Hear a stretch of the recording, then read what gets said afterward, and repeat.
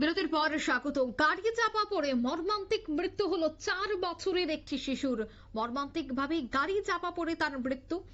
ইটভাটার কর্মরত শ্রমিকের 4 বছরের এই শিশুর মৃত্যুকে কেন্দ্র করে কিন্তু শোকের ছায়া নেমে এসেছে যুবরাজনগর বিধানসভা কেন্দ্রে। কারণ ওই বিধানসভার অন্তর্গত মঙ্গলখালী এলাকায় একটি ইটভাটা রয়েছে, আর সেই ইটভাটায় বহিরাজ্য থেকে আগত অর্থাৎ বিহার থেকে আগত এক শ্রমিকের ছেলে খেলছিল ওই ইটভাটার গাড়ির পেছনের দিকে।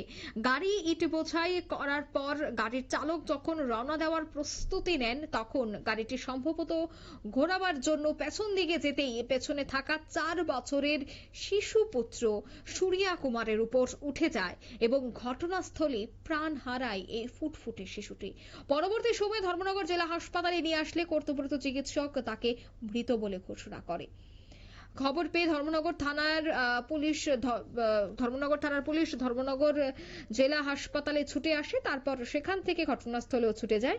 এই মর্মান্তিক মৃত্যু তদন্ত শুরু করেছে ধর্মনগর থানার পুলিশ আধিকারিক, এমনটাই তিনি জানাচ্ছেন। কি বলছেন সংশ্লিষ্টরা, শোনাচ্ছি। बच्चा का आपको क्या क्या लगता है? पापा। आपका पापा, आपका नाम क्या है? सूरज चौधरी। क्या हुआ था? ये गाड़ी अधला मैंने क्या तो ये बगल में था, इस पर बाई में ला के चढ़ा दिया गाड़ी। गाड़ी कहाँ पर है अभी? अभी भट्टे में है। आपका बेटी का नाम क्या है? हैं? आपका बेटी का नाम क्या है? इसका सूर्या कुमार। सूर्या कुमार। हाँ। गाड़ी में लूट था क्या?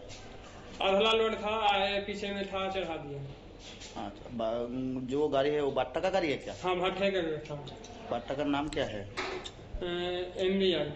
MBI। हाँ, माँ काली, मंगो काली। मंगल काली। अच्छा, ठीक है। आपका क्या लगता है वो? ये बेटा बेटा लगता है। हाँ। कितना साल का है? 4 साल का। नाम क्या है उसका? सूर्या। आपका गौर कहाँ पे है? बिहार से। আপনারা শুনলেন বক্তব্য।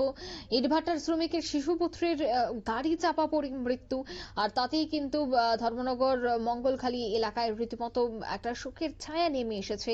কারণ সেই ইটভাটাতেই শিশুটি খেলছিল গাড়ির পেছনে, আর তখনই গাড়িটি যখন ইট বোঝাই করে যাওয়ার উদ্দেশ্যে গাড়িটিকে পেছন দিকে আনার চেষ্টা করে, তখনই কিন্তু এই দুর্ঘটনাটি ঘটে যায়। পরিবার পরিজনরাও কিন্তু ভেঙে পড়েছে এবং যে শ্রমিকরা এখানে কাজ করছিল, যে শ্রমিকের 4 বছরের শিশুর মৃত্যু হয়েছে, তারা কিন্তু বিহার অর্থাৎ বহিরাজ্য থেকে এসেই এই রাজ্যে তারা কাজ করত। নিয়ে নিচ্ছে এই মুহূর্তে ছোট্ট একটি বিজ্ঞাপন বিরতি, সঙ্গে থাকুন।